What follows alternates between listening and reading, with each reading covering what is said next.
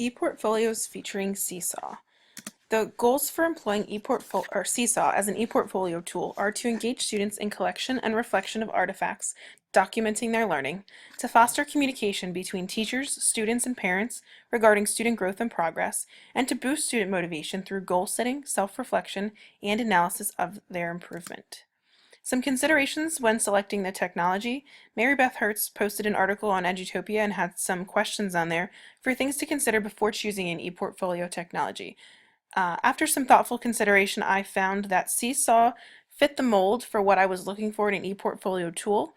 You can have settings and so that students can't see others' work, or you can allow them to provide feedback on each other's work. It's organized by date and teacher. You can download the files.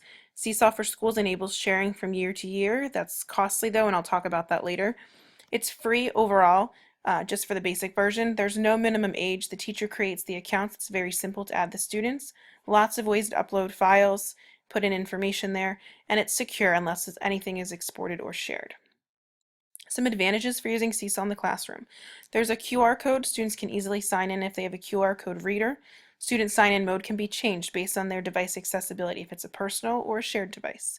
You can invite other teachers to show a well-rounded view, so you can invite ESL or learning support, any other teachers the student would interact with. It allows communication among students. They can like and comment on each other's work. Parents can stay up to date on what's going on in the classroom every day, or most every day, depending on how often you use it. You can set new items to require teacher approval that you have to approve it before it uploads for parents to see. There's multiple ways to add artifacts, which I'll show in just a second, and you can create a video with a drawing to document a thought process, which would be phenomenal for explaining how to do math problems. Here are the 5 different ways that you can upload. You can take a picture of something, a drawing, a file, a note, or a link. Down here you can see the calendar. These are called the views. So this is the calendar view where you can see how many items were uploaded each day. This is the feed view where you can see this is the entire class, or you can click on a specific student and just view one student's uploads. Disadvantages: ideally students would do this on their own, but they would all have to have devices or laptops in order to do it, or enough at least to share. This would not be great for districts that don't have easy access to technology. It would be pretty good for districts like mine that have bring your own device at the moment. It would be ideal in a perfect world for one-to-one buildings because every student would have a device to do this all day, anytime they wanted to or needed to. Long term, it might not be the best option.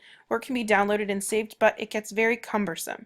SeeSaw for Schools kind of eliminates that problem because districts can pay for it, so parents can see their child's work from year to year. Administrators can view how much the technology is being used and the uploads throughout each building, which would be really neat for the administrators to be able to kind of go on their computer and see what the teachers are doing, what the students are doing in the classroom. I use it in my classroom in guided reading. I had students respond to some comprehension questions after reading a story together. They took a picture of their work and I added a caption to the bottom of the photo with strengths and some things to work on.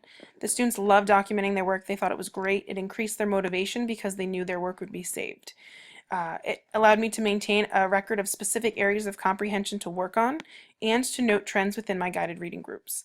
Next steps I would like to try would be for students to use it during guided math centers so that they could show and explain how to solve math problems using the video feature. I thought that would be very helpful for them to process and do some verbal processing and explain the steps involved. Lots of benefits for your students. Overall, the big benefit is metacognition. It really gets your students thinking about how they learn, especially if you work on goal setting. You can have your students set goals for different subject areas, and then the students can see how they're progressing towards their goals. It allows some reflection and some learning about how they're learning and how they're growing as a student in different areas. It gives them purpose and passion, and really I just noticed even using it a little bit with my kids, it really gave them pride in their work. They wanted to work harder because they wanted to give their best work or submit their best work. Some really creative uses. SeeSaw has tons of ideas. On here on the left you can see the teacher resources they have available, activities by grade level, and links to Pinterest boards which look like this one in the bottom corner here. Different ways that teachers are using SeeSaw in the classroom.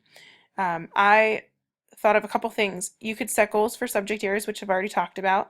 Sharing with parents at conferences would be great for this time of year, and using during staff meetings when discussing concerns.